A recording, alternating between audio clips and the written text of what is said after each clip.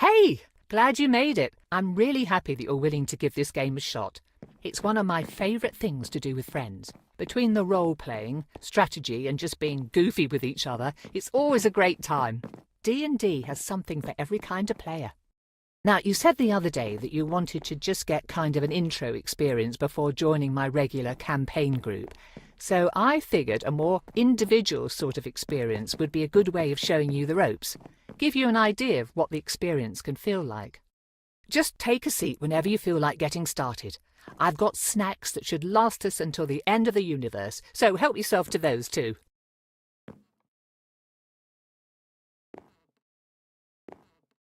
Good to go? Okay, so first things first, let's choose your class. I've got the basics already written up for a few of them, so you only need to worry about picking one. Do you want to be a holy warrior with the ability to heal yourself and smite your foes with the power of your deity? Paladin might be the way to go. Oh, or maybe a wizard, using your magic to blast bad guys sky high with fireballs while deflecting incoming attacks? But a rogue could be fun too. Hit-and-run tactics, poisoning your enemies and watching them succumb to the venom. So satisfying. But it's also lots of fun to just be a barbarian with a big axe. Barbarians can get so angry that they just kind of forget that they've been hit and keep hacking away. I've always had a hard time choosing when I'm a player, so take your time.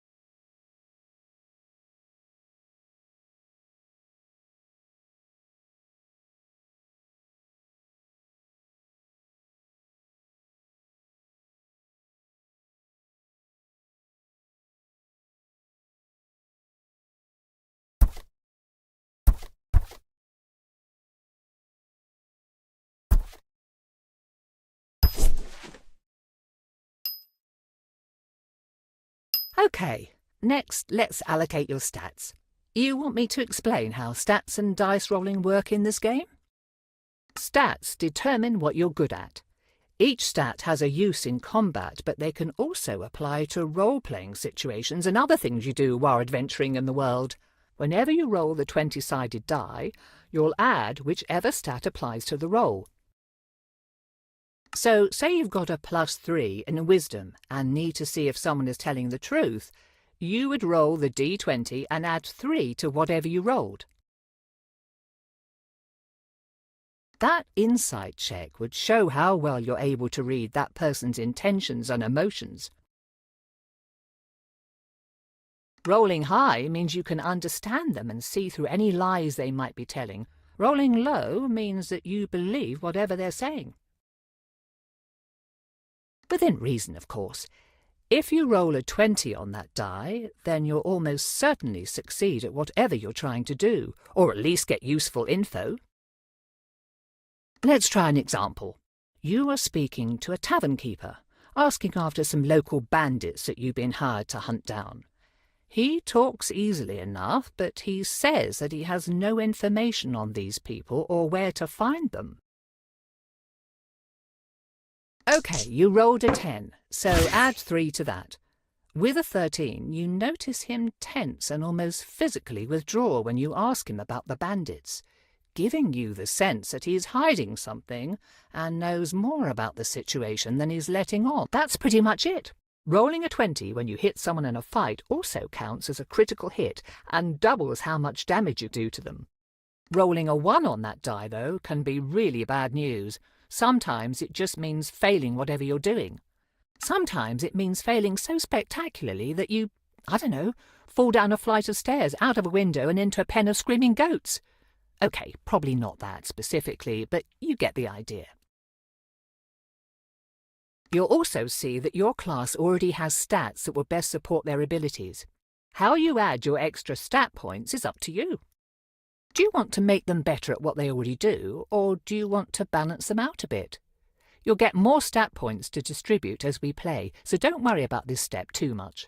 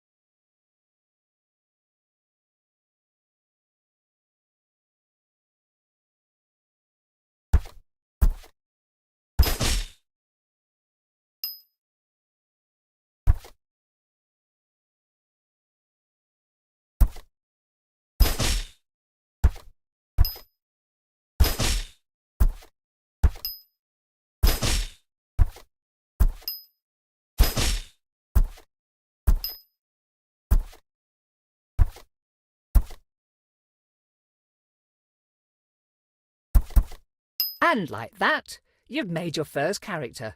Now, how about we dive right into things? Let me just set the scene for you. The continent of Faerun has seen hundreds of stories turn into legends.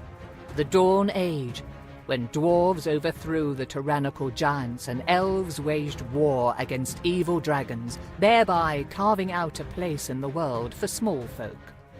The tyranny of the Rose Dragon, when the great red worm Ylvir Asalisar nearly razed Kalimshan and established her cruel empire. The time of troubles, when celestials and fiends alike were cast from their own realms, warring and laying waste to the mortal plane in their efforts to reclaim their divine positions. Yet each great story has great people steering the narrative.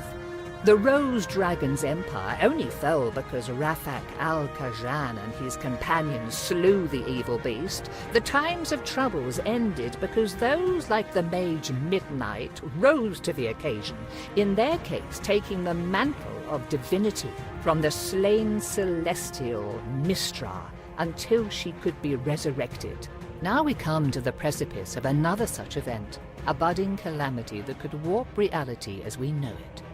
Though there is no prophesied chosen one, no foreseen savior, if you play your cards right, you might just be able to avert what is to come.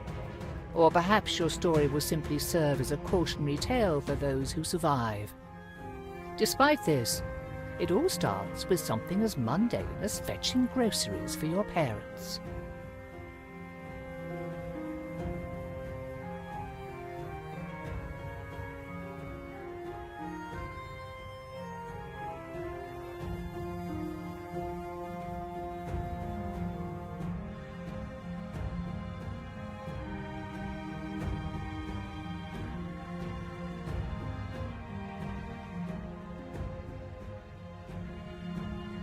We open on Nashkel, a village on the northern slopes of the Cloud Peaks. The late spring rains have abated, making the trek across town to deliver a commission for your father at least a bit less muddy.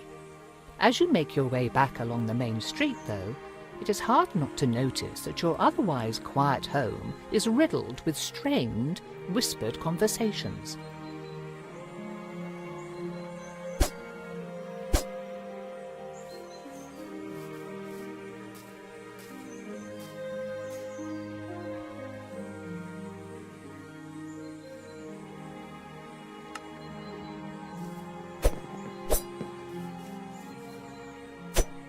Standing behind his produce stand is Eric, one of the farmers living on the village's outskirts. You have known him for most of your life, though he is still young and smile lines have only just begun to crease the sides of his eyes. Your father said you'd be along to pick up his purchase.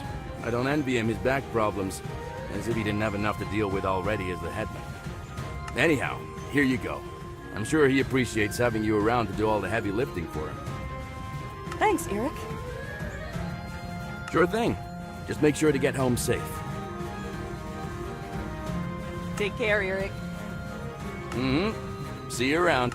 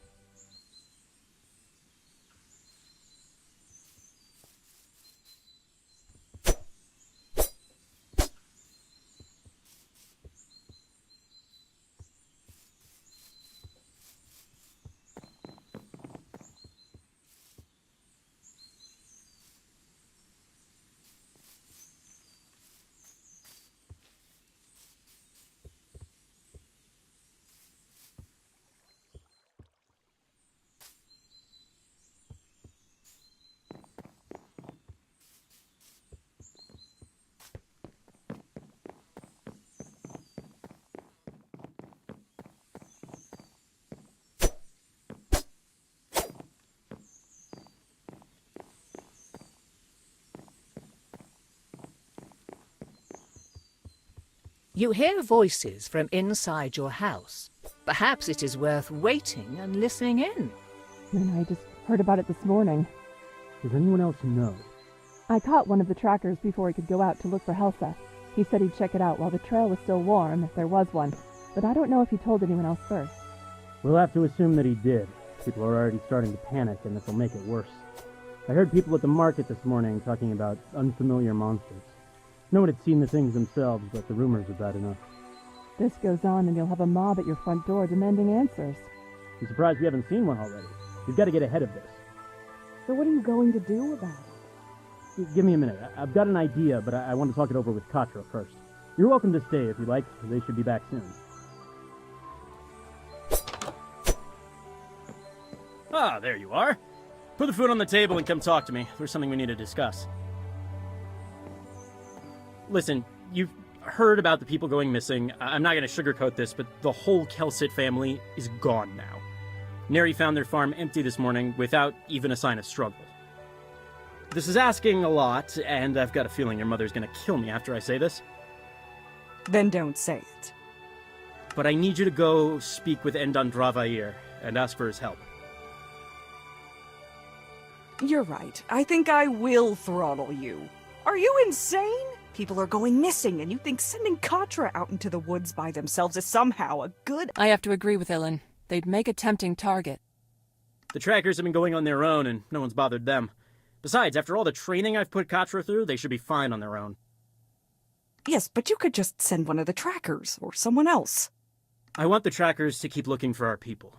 Other than them, there's no one else I'd trust in the woods more than Katra. After all the times you've run off into there as a kid, you probably know the paths better than most of the villagers. And Vair's important. His ego probably won't let him talk to just a random villager.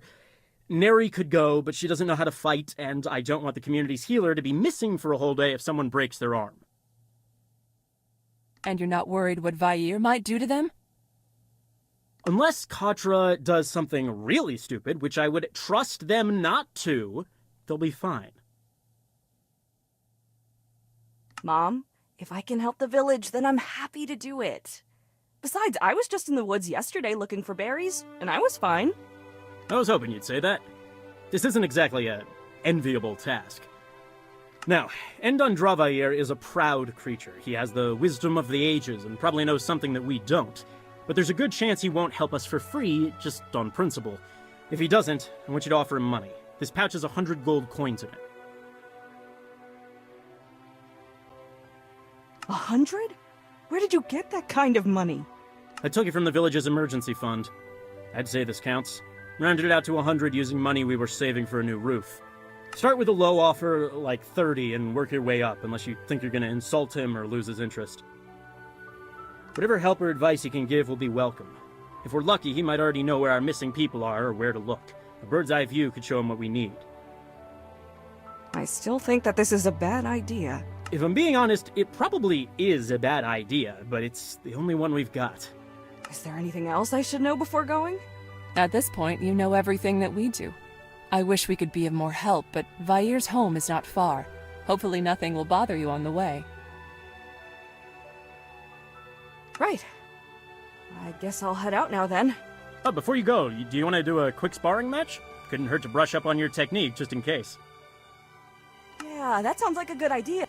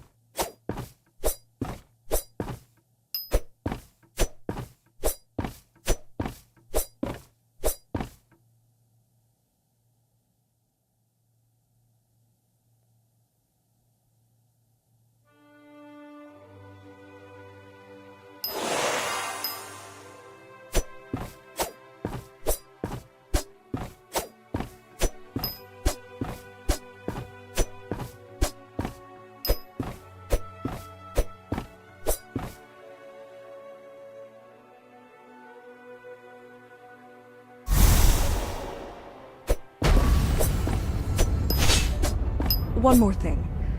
I'm sure you can find your way and don't want me fussing over you, but in case something happens, you should take your father's old wayfinder.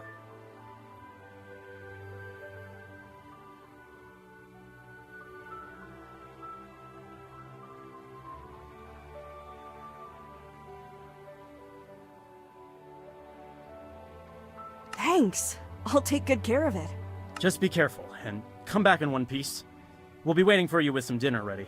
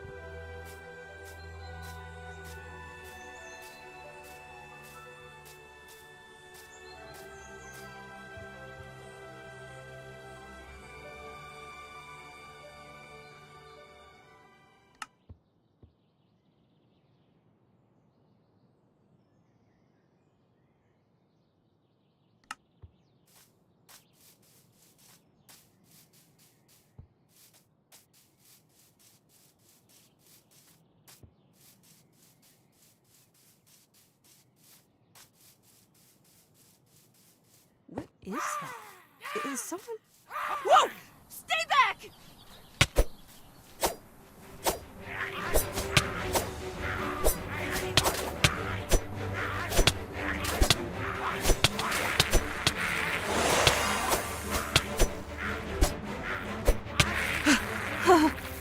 Okay. Wasn't expecting that. I wonder if they got something to do with what's going on.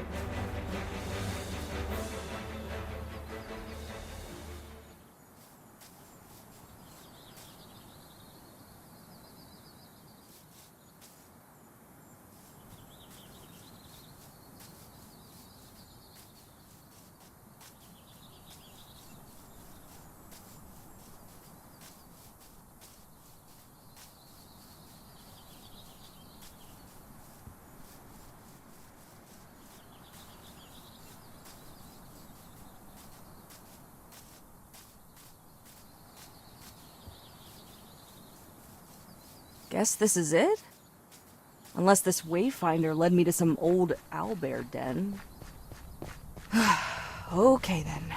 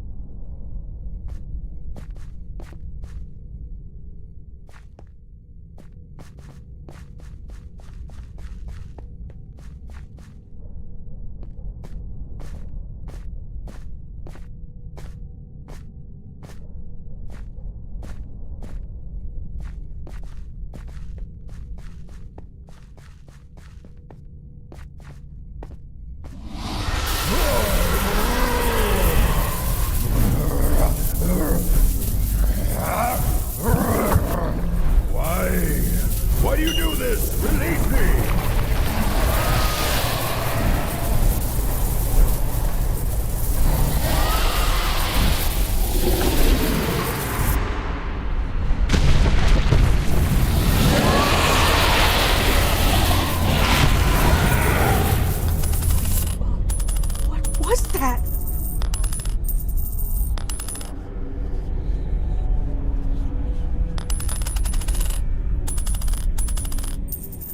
As you reach for the coin that seemed to suck the life from Entrando, you note a crack running down its face. Whatever these people want with it, you doubt they should have it. The moment you touch the metallic surface, though, a jolt of energy sears through your fingers and up your arm, followed by a sense of pressure, as if the ocean's tide were rushing into your flesh.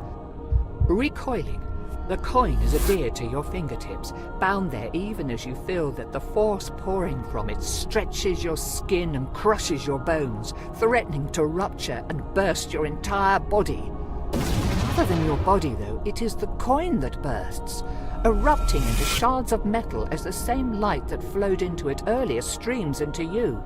The physical pain abates, though something continues to press on your mind, clawing its way into your thoughts and filling your skull as the world around you distorts and turns insensible, chaotic, and then, finally, dark. What happened? Where is... Who are you? What have you done to me? I don't know. Answer me! Please, stop! Who are you? What are you doing to me? Who am... I will ask again. Who are you? What happened to those people in my cave? Your cave? Who or what are you?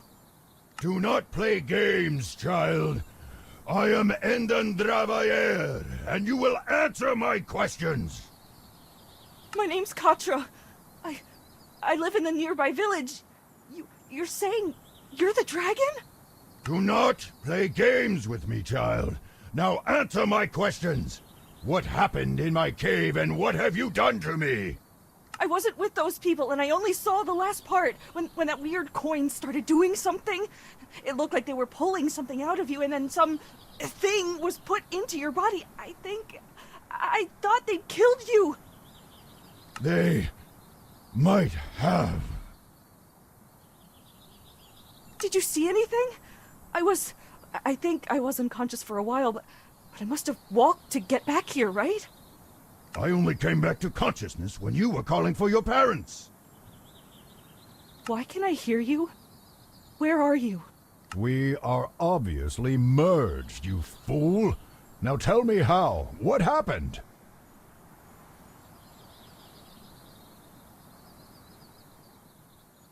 I wasn't with those people, and I only saw the last... They might have. What do you remember? I remember. They must have trapped my soul in that coin. I had never expected that it would be so painful, though. It felt like I was being torn and pulled apart, then crushed until I could not even tell what part of my body I was feeling. I suppose, though, that I was not feeling my body at all. After that, I saw the thing seeping out of my body, but I could not see if I was breathing. Everything after is unclear. It hurts to remember.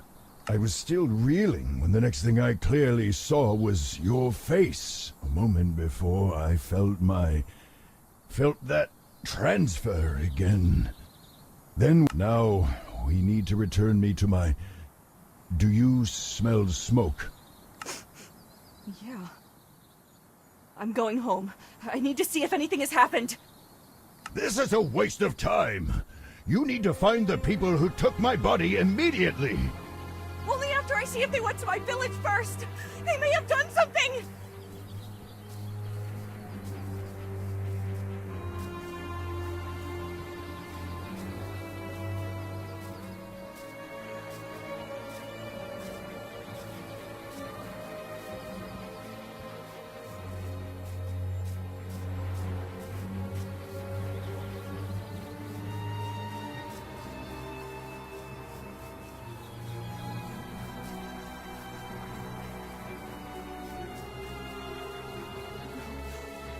No, no, no!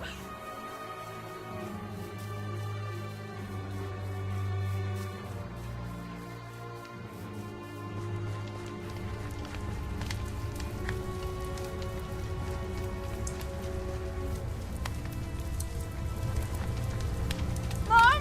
Dad! Nadi! Posh! Tanil! Anyone! The house? What happened to the house? Mom! Dad! Help! Someone help! Someone tell me what! Ah, so there is someone left. Oh, I figured there would be a few of you bumpkins left scurrying about like rats. Well, we can't have you going and squealing to your neighbors about us, no. We want things to be quiet and peaceful, so you will have to come with us. What have you done to my home? Where is everyone? Take or kill them. We'll have no witnesses today.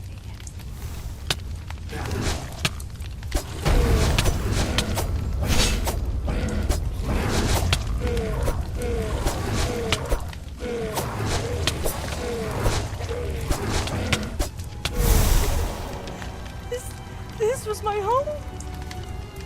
Not anymore, it would seem. Why would they do this? Where is everyone? Do you actually expect an answer to that question, or are you simply asking empty questions to hear yourself speak? No, it's just... This is a lot to process, and... I feel sick. We do not have time for you to be pathetic. Your little village is gone. Accept that and move on. It's not helpful. But I suppose you're a bit absorbed in your own little world anyhow, aren't you? Not like you've ever cared about us before. There was not much to care about. Even less now. That's cruel and not appreciated right now. I understand that you're upset, but I am too. So can you please lay off? Fine. So what are we supposed to do now? I don't have a home, and you don't have a body, and I'm not letting you take over mine. I do not think that I could even if I tried. As much as it galls me to admit it, all I can do is hurt you. I think that I could kill you if I truly... That's good to know. We shall hunt the people who took my body. We will find a way for you to put me back, and I can force answers out of those treacherous eels. Perhaps you can use the coin again to set things right. But it exploded when I touched it. It felt like something was being forced into me before I blacked out. That must have been when you came. Without the coin, I doubt that you would have been able to restore me anyhow, much less after whatever that monster of theirs did to me in the time since. It seemed to be fusing with my form. It might have been feeding. That was not the impression I felt. So I've got the same question as before. What now? Short of purging my soul from your body, which I would not recommend lest you want me to destroy the both of us first, you will need to put me into another vessel. Ideally, though, that vessel will be my own original body, purified of whatever has come to infest it. If your villagers were taken by this group, then finding where they have taken me will also lead you to the answers you seek. Sure, but I don't know anything about healing dragons or moving souls from one body to another. How are we supposed to do all of that, or even find these people? I think that the best course now would be to seek the advice of the scholars in Candlekeep. It is relatively close and hosts the greatest collection of knowledge in Faerun that I am aware of anyhow. If anyone would know of a cure or be able to devise one and be able to tell us more about this group of people that attacked me, then we will almost certainly find them in Candlekeep's great library. Rather than walk the whole way, see if that man with the cart is heading north. Preserve your strength while you can.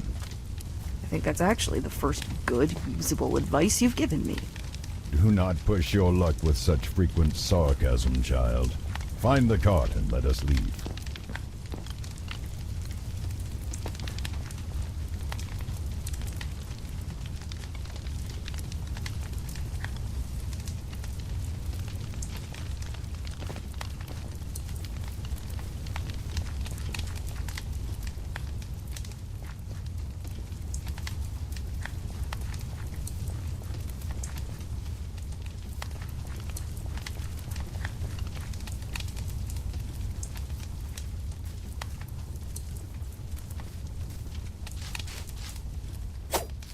Need a lift?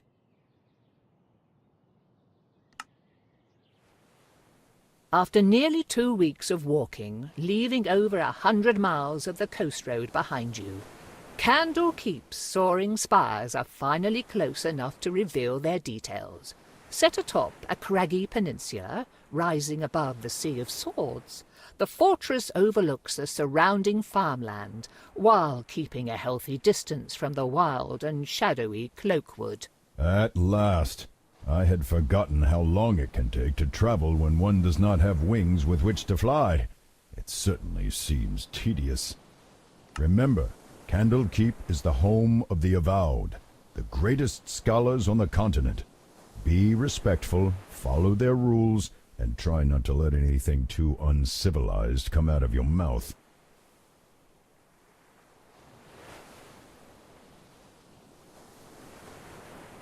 Let's get going.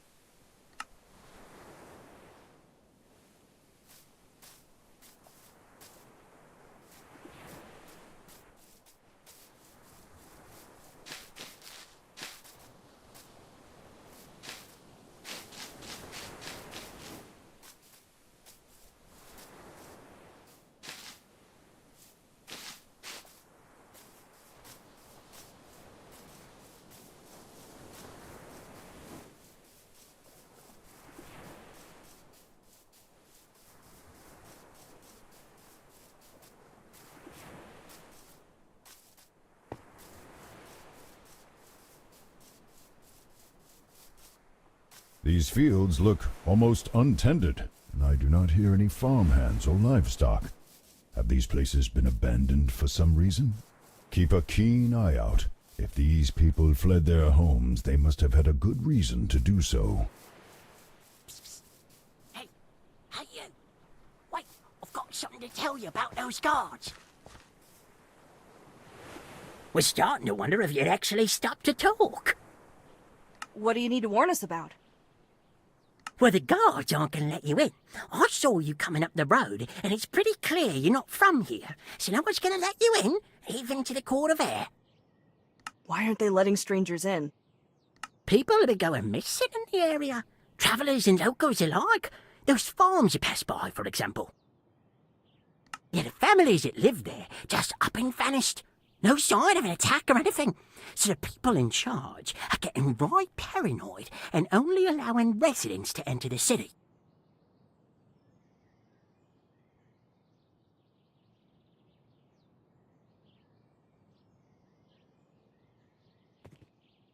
Okay, but we still need to get in. We? Who's we? I'm sharing my body with the soul of a dragon, and we need the scholars inside to figure out how to fix that. Aha, right. Right, well, we'll still only need one pass for the two of you, unless the dragon insists on having one of their own. What's the Court of Air? The first-time era. It's a big courtyard area, kind of like a small town in itself where people who aren't among the Avowed can live, work, and just find some lodging if they're travellers like you. Only the Avowed are allowed to stay in the inner ward after all.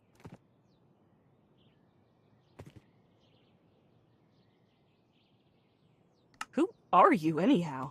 Oh, people around here just call me Scratch. It's not a very inspiring nickname, but better give 'em my real name in case the authorities come sniffing around. Used to work in the city office as a scribe, but didn't work out. What's the Court of Air? The first-time era. It's a big court. So how do we get in? If you're gonna enter Candlekeep, you're gonna need a residence pass. They handed them out to all the locals in their jurisdiction, but it was pretty rushed, and with my special set of skills, I can make one that will fool the guards into letting you through the gate. What do you say? 25 gold, and the documents will be all yours.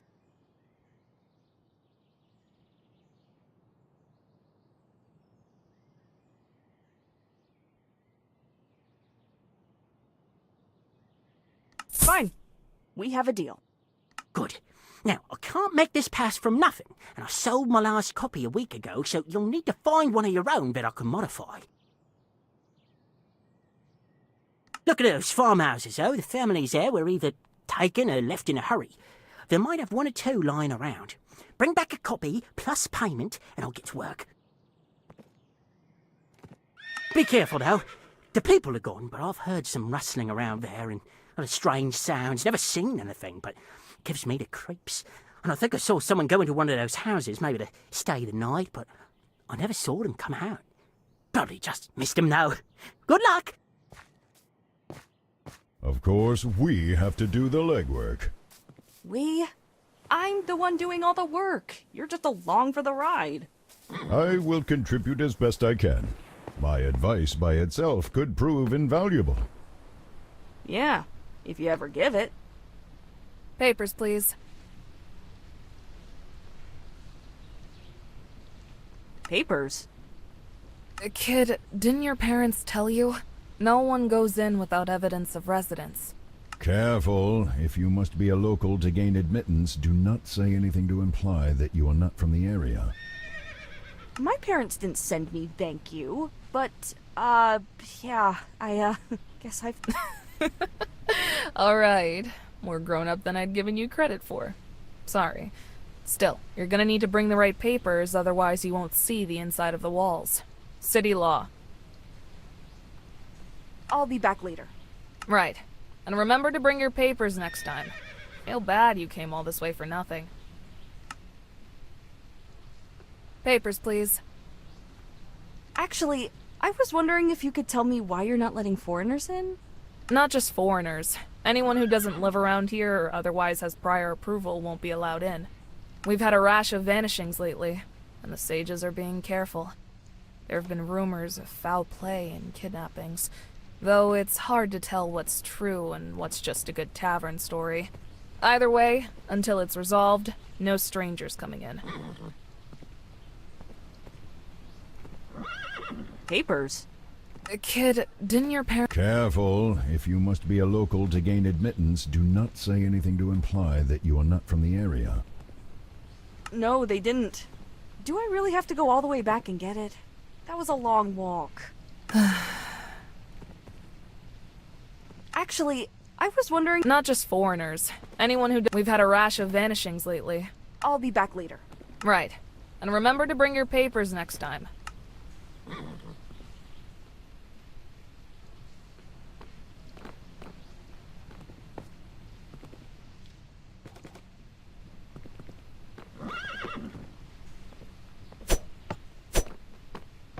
Papers, please. I'll be back later. Right. And remember to bring your papers next time. Feel bad you came all this way for nothing.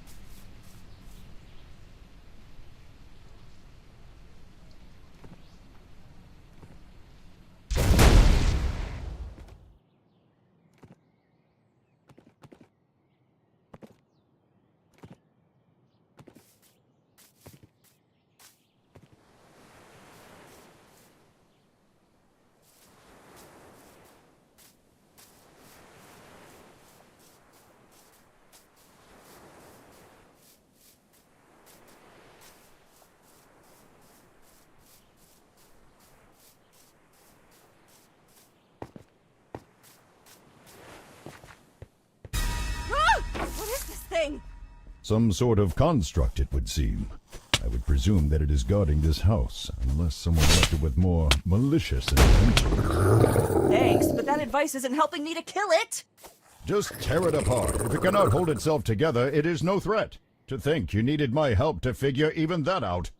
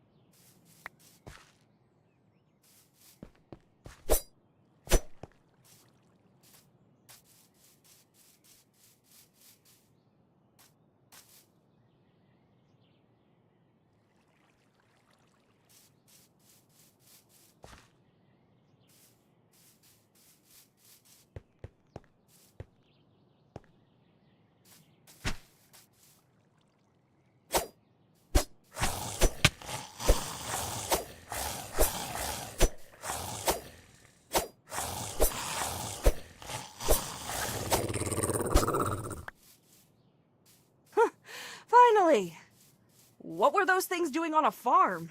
I don't think seagulls justify that level of protection. No, perhaps they wandered here. Rogue constructs are not unheard of. Still, you might learn something if you look around. Then again, what have scarecrows to do with our mission? Not much, I guess. Katra, I'm going to try something. Do not be alarmed if things start to look different. Wait, what? Whoa. Okay, what's going on? I said not to be alarmed. I was uncertain if I could do this while in your body, but my intimate connection to the material plane allows me certain privileges of perception when... Plain speak, please. Village kid, remember? Of course. In essence, I can see some elements of magic, how enchantments work, their origin or nature, what they draw power from. Perhaps this will help on occasion, though I must admit that it is somewhat taxing to use this ability with your body. Please be quick. It's a mess of dirt. There's a hole where the stake goes, but you can't get anything useful from this.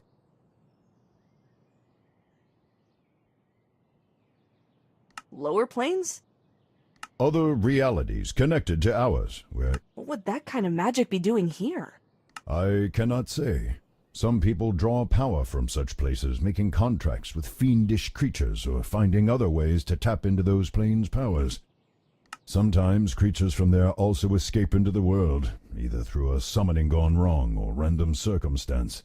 We have too little information to judge by. Still, this is worrisome. Be careful, lest a Garistro catch you by surprise and turn you into a snack. A what now? Giant minotaur-like, pig bat-faced demon thing. Not great at parties. Vair, was that a joke?